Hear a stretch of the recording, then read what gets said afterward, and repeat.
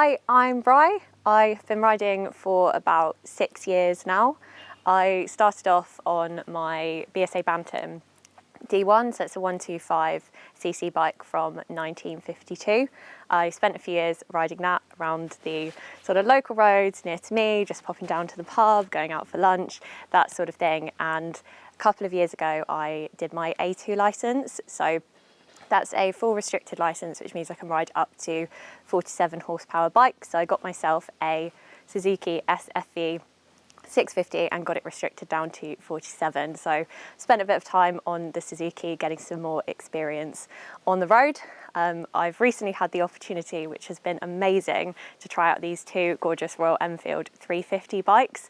And that is a category bike I had never really considered, I'll be honest. So when I was looking for a big bike, I actually settled on the Suzuki purely because of the price point. I was looking for something at a bit of a lower budget, but my dream bike at that point was to go for a modern classic and to get something like a Triumph Bonneville. And I was purely put off by the price. I'll be honest, I'm not at the point in my life where I can afford that at the moment. And I was also a little bit concerned about the weight of the bike, as I'm not particularly strong. So where I'd gone up straight to a 650 with the Suzuki, I'd kind of overlooked the 350s and, had thought, I've got my big license now, I need to get a bigger bike. And I couldn't have been more surprised about how fantastic both of these bikes have been, particularly for their size.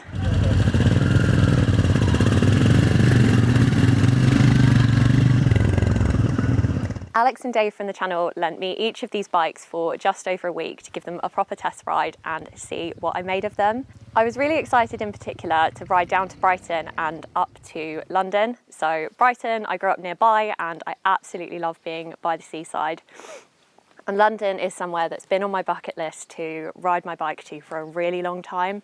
But I have to say, I don't think the Bantam would make it there within the time that I actually have to get a bike somewhere after work. And equally, I've just never been particularly inspired to take my Suzuki there.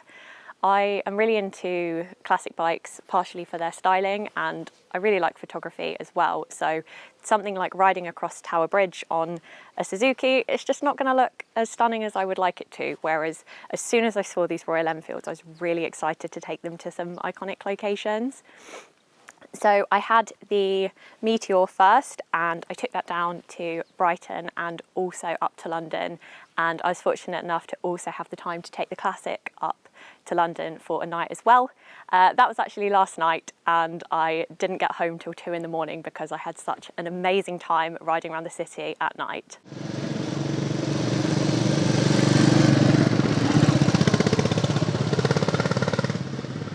So I tried to test these bikes on every type of road that I could think of. So I've gone from country roads, slow roads, fast roads, motorways, and also inner town and city riding as well, because I really wanted to get a feel for how it would work at different speeds, inclines, cornering, things like that.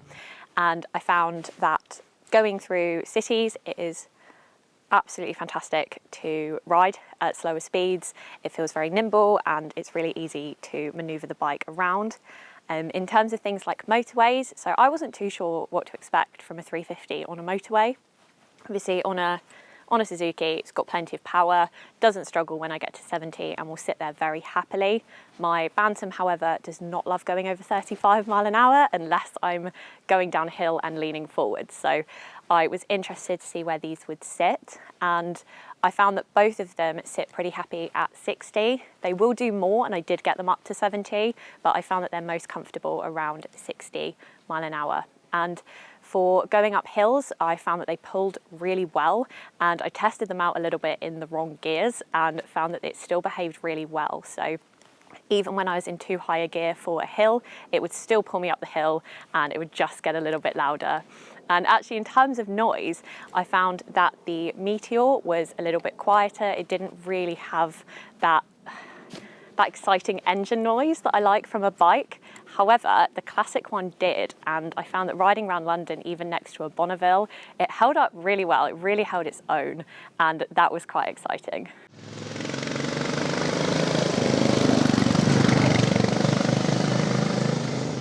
So I did find that the build quality feels like it differs a little bit between the bikes, and even when I was out in town, a lot of people made comments on the Classic in particular about how good the build quality actually looked. I didn't find any issues with the build quality that either affected the ride or I particularly noticed while I was using it. So it's got the metal mudguards, and I found that the gear shifter and back brake I really liked. However, I did find on the Meteor it didn't have quite the same finishing touches. So it's got the plastic mudguards on there, and I also found that the heel toe gear shifter felt a little bit loose. It didn't feel as solid as the gear shifter on the Classic, and equally on the back brake for the Meteor, it did feel a little bit wobbly, but it's only a really minor point, particularly for the price. So I think it's easy for me to be overly generous with handling suspension and brakes, having spent so much time riding in Bantam. The brakes on that are, let's say, not what they could be for a bike, particularly, 70-year-old drum brakes are never going to be. But I found the handling on these to be absolutely brilliant, really good suspension. I spent a little bit of time taking that one off-road as well, and that performed pretty well. And brakes, emergency stopped at both of them, and both of them performed really well. Colour-wise, I have to say, I do love the blue, but if I was going to go for a Meteor, my favourite colour is yellow, and I think the yellow one looks absolutely awesome. I think it's a bit different. You don't often find loads of modern bikes available in such a bright colour, and I just think it's quite distinctive. This one, however, I really love the red and chrome colour option that they do. I think it looks really classic, and it's just something it's quite special. It looks really old school. It fits the style that I'd like it to be. And I think that would just be my favourite. Until now, I had never ridden with a screen on a bike before. Obviously, they're a lot more common on cruiser style bikes, which I've never experienced before. So I wasn't too sure what to expect, and I'll admit being a bit naive at the beginning and not realising how much of a difference it would actually have on the airflow, and kind of just thought it was more for the style. I have to say, so I ride in a full face helmet, so I found that the way that it directed the wind away from my body was quite nice, and particularly sat on the motorway, it did make it a bit more comfortable. However, having said that, the one comment that most people made when they first saw the bike is, wicked bike, don't think I'd have it with the screen. I have to say, I don't think it made enough of a difference to the wind to go for the screen as an option if I were to spec the bike, purely because it's not quite my style. Oh, the petrol gauge. Yeah, I've got to talk about the petrol gauge. Yeah, good. And the surprise neutral. So as soon as I got on the Meteor, I went to ride it round the farm that I live on, and one of the very first things that it did was give me a surprise neutral light. So this one will tell you what gear you're in. It said it was in neutral. It was not in neutral. Thankfully, I was very gentle with the clutch, so there weren't any mishaps, but that definitely could have gone in a different direction. So that only happened to me, I think, over the 250 plus miles. I think it did it 2 or 3 times, so it wasn't really a huge problem for me. Something for both of them, however, and this is the one real issue that I have with the bikes, and it's still a very small one realistically, is when it gets down to about 3 bars of petrol, they both then flitted between telling me it was empty, going back up to 3 bars of petrol, telling me it was empty. And of course, I didn't know exactly how the fuel was going to run through the bike and how much I was going to use. So that made it a little bit difficult to predict how much fuel I actually had in the bike. I wanted to test out how far it could really go. Maybe I pushed my luck with it more than I should, but it's fine. I didn't break down.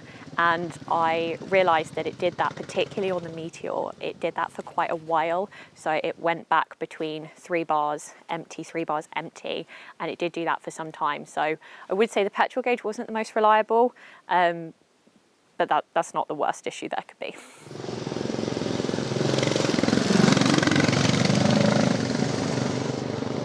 So there's not really much that I dislike about this bike, to be honest, but one thing that does immediately spring to mind is the build quality of the gear shifter. So you can see down here where it's got the heel toe gear shifter, and it just feels a little bit wobbly. There's a little bit too much movement in it for my liking, and that was something I think that anyone I showed the bike to who had a good proper look around it, that was one of the first things that flagged to them as well. That isn't really a build quality issue that comes across in the rest of the bike. There are some very minor things, like there's some movement in here as well, but that's not something that was a huge surprise or at all an issue to me, actually. I have to say, there's not really much else that I can say that I dislike about this bike, and something that I love that the other one doesn't have is this tripper feature. So this is something, I'm not sure if you turn it on if you'll be able to see, so it will start up and it powers through Google. So the way that I found it worked is you just download the Royal Enfield app and then you compare it with Bluetooth to the bike itself. It means it keeps the time up to date to whatever your phone has, and you can connect the directions and it will just show you in really simple terms which turn to take, which exit to come off of a roundabout. I tested this on the way down to Brighton because that's a ride that I do quite a lot, so I do actually know where I'm going just to check that it was correct. I found that it was about 98% of the time worked absolutely perfectly. There were a couple of instances where I don't think it was quite pointing me in the right direction on a roundabout, but on the whole it was really good for giving me some direction without having to put something like a quad lock on the front of the bike. So one of the first things I noticed about the bike was the weight. So I'm not particularly strong and I tend to lean towards bikes that I can fully maneuver myself. I don't like to be tippy-toeing on a bike and I don't like to be pushing something that is much too heavy for me, and I couldn't maneuver around a tight space if I needed to. So this isn't a particularly heavy bike at all, actually, and that is something that surprised me given its size, because it's not tiny and it weighs a lot less than I expected it to. I can maneuver this around very easily. I have pushed it up a hill by myself, and that's with luggage on the back as well. So that's something that's been really good about the shaping of this bike. And actually a benefit of having this backrest is how well it protects my bag. So I haven't taken a pillion passenger on either of the bikes, as that's not something I really do. I don't really like taking a pillion. I like to be by myself. But I found that these tie areas for being able to attach my bike to, my bike bag to, were really convenient, just fitted really nicely in the back seat. Loads of areas to attach that onto that would usually be used as pillion grab handles, but they're great for luggage. So the weight in this bike feels very low down, so it feels very comfortable to ride and move around. And something I really loved about this that I didn't expect to is how low the seat is, and the shape of it makes it really comfortable. So for reference, I'm 5'6", and getting on this bike, so on the centre stand at the moment. Yep. So obviously it's lifted up a little bit in the air, but as you can see, you know, I can still, even on the centre stand, put my foot flat down, which makes it just really comfortable to ride. And I have to say, of all the bikes I've ridden, and I think this is heavily down to the shape of the seat, this has been by far the most comfortable bike that I've ridden. Take him off the stand, bro. Don't know if that's a good idea. So push it. I can give it a go. Do I just rock it forwards? Get ready with the front brake. I don't think I can do it. Ready? Yep. There we go. So usually I would just use the side stand, I'll be honest, which has been perfectly easy to do. It's really hard to pick dislikes for this bike, actually. Of course, I do have to mention about the fuel gauge being a little bit unreliable, not ever sure whether I was on an empty tank or actually had 3 bars of fuel, so that was one thing. And then moving on to things that I really like about it. So I found out about 30 seconds ago that it's actually got a USB port here just under the handlebars. So if I was to get some kind of handlebar mount, that would be absolutely perfect positioning for that. However, I didn't know about that, so I haven't tested that out and have been lugging around a portable charger in my bag. A feature that I found that was really cool about this bike actually was the toolbox that it has. Both of these actually have this feature, but I found that the one on the Classic was a lot easier to use. So to do that, you just get the key and open it up. Hoping it is the one on this side now. And then in here, you've got a little tool compartment. And I did actually have to use this to adjust the mirrors when I first got the bike. So if you look in there, they're all really nicely put together and logoed up. And I just thought that was a really neat little addition so that I don't have to get any of my own tools to add in. Another thing that I absolutely love about this bike is the style of it. So I am a really big fan of classic bikes and absolutely adore something that is in the classic style. And I just feel like, particularly for a modern classic, this one does it so well. So it's got really gorgeous details. I love the chrome on it, and also the wheels, very different to the other one in their style. And I really like the design. They're a lot more similar to my Bantam, which is lovely. The other thing that's really nice about this one, which I think I mentioned earlier actually, is the sound. So I'd like to show you how it sounds when you turn it on. Just take it off of the stand. This is not going to be the smooth transition I was hoping for, is it? There we go. It's a little bit of effort, but I got it off. And then starting it up.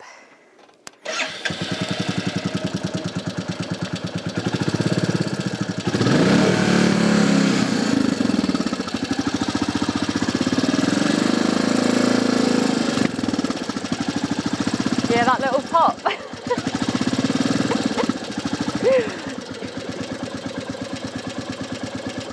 And just to compare that with the other one, this is what the Meteor sounds like.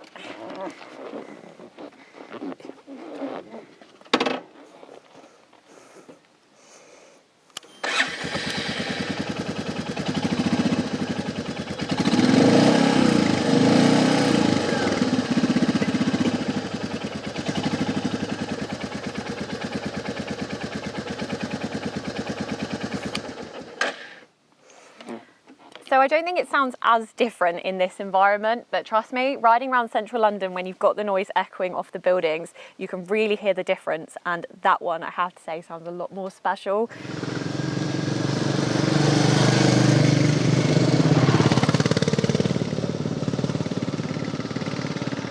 One of the options for the Classic is to have it without the rear pillion seat. And although, I'll be honest, I've never taken a pillion passenger and I don't really intend to.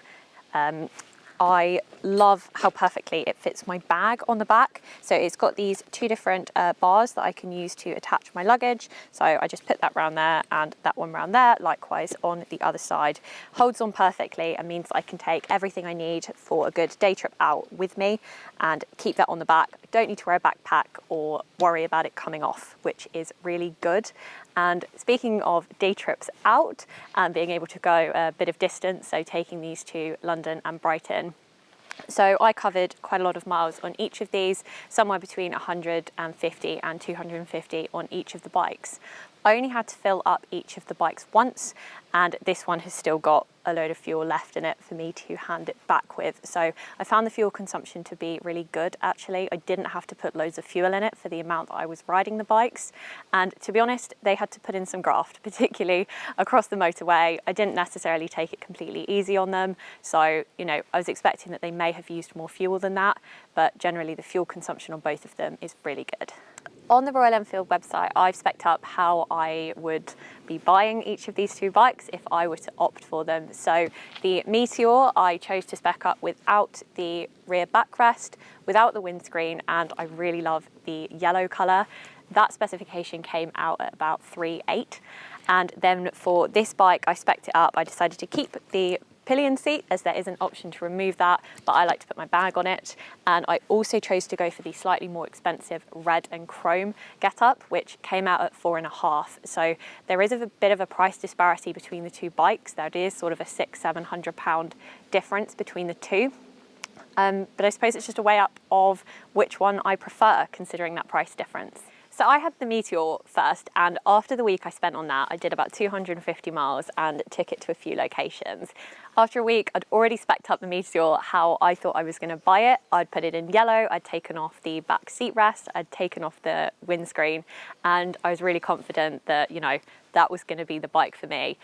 I got on the Classic and I rode it home from where I picked it up from. It was about an hour's ride and I wasn't completely sold initially. The weight felt like it was a lot higher up in the bike, and it felt like it was maybe a little bit less comfortable than I'd got used to on the Meteor.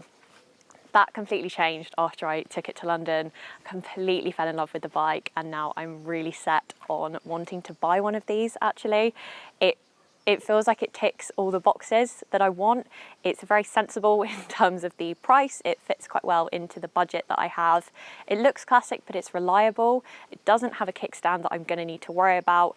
I don't have to try and keep revving it at the traffic lights so the idle doesn't die. I don't have to carry 2-stroke oil around with me either. So this, I have to say, has been absolutely fantastic and far exceeded my expectations. One final point I should probably add about this bike is, although I say I love it and I've spec'd it up exactly how I'd like to buy it, there is one tiny reservation that I have. I know that Royal Enfield also have the Interceptor, which is a 650 bike, so it is quite a bit more powerful than the 350. As much as this one is absolutely incredible around cities and slightly slower roads, its slight drawback being on motorways does mean that I'm quite keen to test out the Interceptor and see how that behaves. Of course, it should be a lot more powerful, which will be fantastic on the motorway, but I want to balance that out and see how that works on inner city riding as well. So hopefully I might have the opportunity to do that in the future, and then I will know for sure which one of these I'm going to be buying. So an absolutely massive thank you to Royal Enfield and Sherwood Blake for the opportunity to ride this bike. It's truly opened my eyes to what a modern classic can be, and it's also given me the opportunity to build my confidence a huge amount over the last couple of weeks on these bikes.